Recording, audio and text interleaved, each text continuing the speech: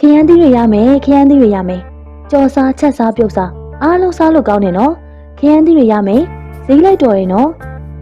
ကဲဒီအိမ်စုကခရမ်းသီးတွေရမယ်ခရမ်းသီးဝယ်ကြပါအောင်လားရှင်ဒီနေ့ကလေခရမ်းသီးကလည်းရောင်းမကောင်းခရမ်းသီးရောင်းစားရတာလေစိတ်တောင်ပြတ်လာပြီရောင်းကျင်စိတ်တောင်မရှိတော့ဘူးငါဘာလုပ်ရပါမလဲသမီး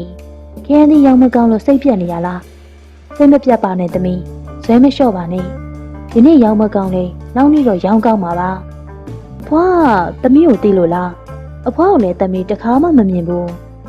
သမီးကအဖွားကိုမသိပေမဲ့အဖွားကသမီးကိုသိတာကြားပါပြီအလုပ်လုပ်တဲ့နေရာမှာပဲဖြစ်ဖြစ်ဈေးရောက်တဲ့နေရာမှာပဲဖြစ်ဖြစ်လှုပ်ချင်ကြခြင်းစူးစမ်းကြစိတ်ရှိဖို့ပဲလိုပါတယ်သမီးစိတ်မလျှော့ပါနဲ့စူးစမ်းမှုရဲ့ရလဒ်ကိုသမီးပြန်ပြီးတော့ခံစားရမှာပါဟုတ်ကဲ့ပါအဖွားသမီးကိုအခုလိုအားပေးတာကျေးဇူးတင်ပါတယ်ဒီနေ့သမီးဈေးရောက်မကောင်းပေမဲ့သမီးရဲ့ခရမ်းသီးလေးတွေကိုအဖွားစားဝတ်ပေးလိုက်ချင်ပါတယ်လက်ခံပေးပါနော်အဖွားအေးကွယ်ပေးကမ်းခြင်းဆိုတာလေပေးလူခြင်းတစ်မျိုးပါပဲအဲဒီတော့သမီးရဲ့ပေးလူခြင်းကိုအထမြောက်သွားအောင်လို့အဖွားလက်ခံပေးပါတယ်ဟုတ်ကဲ့ကျေးဇူးတင်ပါတယ်အဖွားအဲ့ဒီမှာခရမ်းသီးတွေမာလေးအကြည်ကအဖွားအိုခရမ်းသီးတွေပေးလူလိုက်ရတာကြောင့်ဝမ်းသာပီတိဖြစ်နေမိတော့တာပေါ့ကွယ်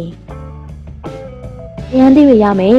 လက်ဆက်တွေချိုးရနော်ဈေးလဲတော်တယ်ချက်စားကြော်စားကြိုက်တာလှုပ်စားလို့ရတယ်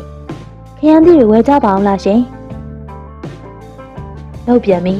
ဒီနေ့လဲတထုံမှကိုမရောင်းရဘူးဈေးရောင်းရတာလဲစိတ်တောင်ပြတ်လာပြီအိမ်မှာခရမ်းမင်စိုက်ထားလို့ဒါပဲ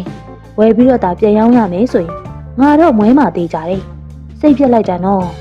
ဒီလိုနဲ့ပဲခရမ်းသီးတယ်မလေးအကြည့်အောင်စိတ်ပြတ်ပြီးအိမ်ပြန်သွားတော့တာပေါ့ကွယ်ဒီနေ့တော့ငါခရမ်းသီးသွားမရောက်ကျင်တော့ဘူးဒီနေ့တော့နားလိုက်တာပဲကောင်းပါတယ်ဈေးတယ်မလေးအကြည့်အောင်ခရမ်းသီးရောင်းမကောင်းတာကြောင့်စိတ်ပြတ်နေတော့တာပေါ့ကွယ်သမီးဒီနေ့ခရမ်းသီးသွားမရအောင်လားဒီနေ့တော့ခရမ်းသီးသွားမရောင်းတော့ပါဘူးအဖွားရေခရမ်းသီးရောင်းရတာလည်းရောင်းမကောင်းလို့တခြားဘောက်ရောင်းရင်ကောင်းမလဲလို့စဉ်းစားနေတာပါစိတ်မပြတ်ပါနဲ့သမီးရေသမီးကိုအဖွားလက်ဆောင်လေးတစ်ခုပေးလိုက်ပါမယ်ဒီလက်ဆောင်လေးကစိတ်ထားကောင်းတဲ့သမီးနဲ့ထိုက်တန်လို့သမီးရတာပါအခုအဖွားပေးမဲ့အထုပ်လေးထဲမှာခရမ်းစီလေးတွေရှိတယ်အဲ့ဒီခရမ်းစီကိုမြေအိုးတစ်လုံးထဲမှာရွှွန့်ထည့်ပြီးမနက်နေထွက်ချိန်မှာစတင်ပြီးစိုက်ပျိုးလိုက်ပါနောက်တနေ့မနက်ရောက်ရင်တော့ခရမ်းပင်လေးတစ်ပင်ပေါက်လာပါလိမ့်မယ်အဲ့ဒီခရမ်းပင်ကိုရေလောင်းပြီးတဲ့အခါမှာလေရွှေခရမ်းသီးတီးပါစေဆိုပြီးတော့စိတ်ထဲကနေပြောပြီးတော့လောင်းလိုက်ဒါဆိုရင်နောက်နေ့မှာထူးခြားမှုတစ်ခုသမီးတွေ့ရလိမ့်မယ်ကျေးဇူးတင်ပါတယ်အဖွားရေအခုလိုလက်ဆောင်ပေးလို့သမီးအရန်ကိုဝမ်းသာပီတိဖြစ်ရပါတယ်အဖွားပြောတဲ့အတိုင်းသမီးလှုပ်လိုက်ပါမယ်နောက်နေ့မှာတော့အကြည်ဟာမြေအိုးတစ်လုံးထဲမှာရွှွန့်မြေလေးထည့်ပြီးတော့ခရမ်းစီလေးတွေကိုစိုက်ထားလိုက်ပါတော့တယ်အဖွားရေအဖွားလက်ဆောင်ပေးတဲ့ခရမ်းစီလေးတွေကိုသမီးစိုက်ထားပြီးပါပြီဒီဘေးကနေအသီးသီးလာရင်ပထမဆုံးသီးတဲ့အသီးကိုအဖွားကိုပဲလက်ဆောင်ပြန်ပေးပါမယ်ဒီလိုနဲ့အကြည်ဟာခရမ်းစီတွေစိုက်ပြီးပြန်လာခဲ့တယ်နောက်နေ့မှာတော့အကြည်ဟာခရမ်းစီစိုက်ထားတဲ့မြေအိုးစီကိုလာခဲ့ပါတယ်ခရမ်းပင်ပေါက်နေပါလားဒီခရမ်းစီကထူးဆန်းတာပဲတညပဲထားရသည်အပင်ပေါက်လာတယ်ပေါက်လာတဲ့အပင်ကလေတညထဲနဲ့ချက်ချင်းကြီးထွားလာတာပဲအံ့ဩစရာပဲဟုတ်ပြီခရမ်းပင်လည်းပေါက်လာပြီဆိုတော့အဖွားမာတဲ့အတိုင်းရေလောင်းပြရမယ်အဲ့ဒီမှာအကြည်ကရေတဲကားကိုယူပြီးခရမ်းပင်ကိုရေလောင်းလိုက်ပြီးတော့စိတ်ထဲကနေပြီးခရမ်းပင်လေးကိုပြောလိုက်ပါတယ်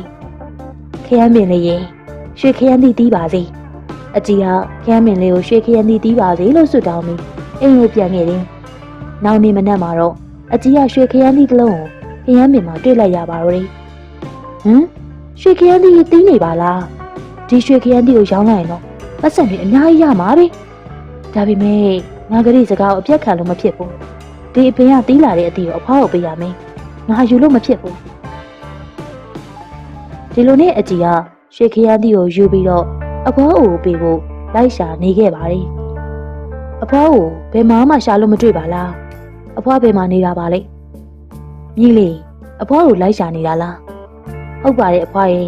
အဖွားပေးတဲ့ခရမ်းစိတ်လေးတွေကနေအပင်ပေါက်လာပြီးတော့ရွှေခရမ်းသီးတီးလာလို့အဖွားကိုလာပေးတာပါငါမြည်လေးရဲ့တိတ်တက်တဲ့စိတ်ကိုအဖွားနှစ်သက်ပါတယ်ကွယ်ဒါပေမဲ့ရွှေခရမ်းသီးကငါမြည်နဲ့ထိုက်လို့ရတာမို့အဖွားမယူပါဘူး အဖွားအတွက်လည်းမလိုအပ်ဘူးငါမြေးလေးပဲရွှေခရမ်းသီးကိုရောင်းပြီးချမ်းချမ်းသာသာနေပါကွယ်ပြီးတော့ပေးကမ်းလူတန်းပြီးတော့ဘဝကိုတန်မိုးရှိရှိနေပါဟုတ်ကဲ့ပါအဖွားကိုကျေးဇူးတင်ပါတယ်ဒါနဲ့အဖွားကဘယ်မှာနေရလဲသမီးကိုပြောပြလို့ရမလားတကယ်တော့ငါတောဆောင်နဲ့သမီးပါအကြည့်ရဲ့စိတ်ထားဖြူစင်တာလေးကိုသဘောကျလို့အဖွားကိုအယောင်ဆောင်ပြီးတော့လာခဲ့တာပါအဲ့ဒီမှာနဲ့သမီးကရွှေခရမ်းသီးကိုအကြည့်ကိုပြန်ပေးပြီးတော့အကြည့်ရဲ့ရှိရနေပျောက်ကွယ်သွားတော့တာပေါ့ကွယ်နောက်နေ့မှာအကြည့်ကခရမ်းမင်ရှိအောင်လာကြည့်ပါတယ်အဲ့ဒီမှာခရမ်းမင်မှာအရင်နေ့ရလိုပဲရွှေခရမ်းသီးတီးနေတာကိုအကြည့်တွေ့လိုက်ရတယ်ရွှေခရမ်းသီးကတီးနေပြန်ပြီ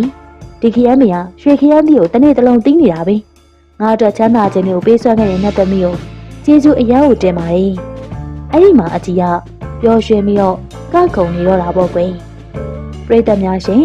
အခုပြောပြပေးခဲ့တဲ့ရွှေခရမ်းသီးဆိုတဲ့ပုံမြင်လေးကပြီးဆုံးသွားပြီပဲဖြစ်ပါတယ်